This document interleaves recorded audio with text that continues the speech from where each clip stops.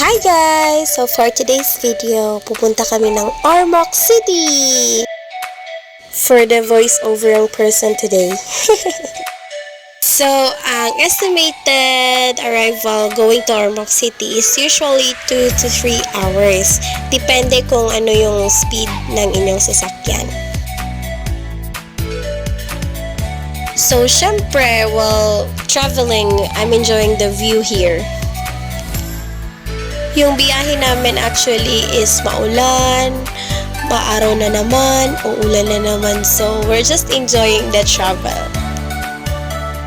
Sa part na to, paliko-liko na yung daan. Medyo nakakahilo siya.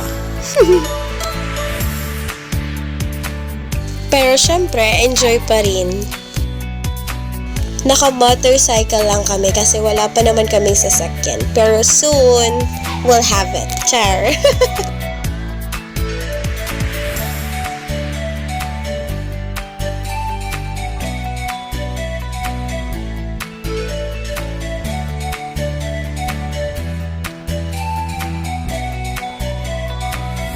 At Kananga late na tayo. So, more or less 30 minutes, andito na tayo sa Ormoc City!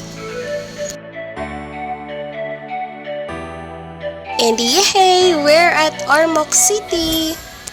Lakad-lakad muna ang mga person. At naabutan na rin kami ng sunset. This is their municipality of Ormoc City. Ang ganda ng park nila. At syempre, meron din silang pop fountain kasi medyo madilim na yung nung nakaabot kami doon. Nakakapagod yung biyahe pero worth it din naman. See you next time! Bye!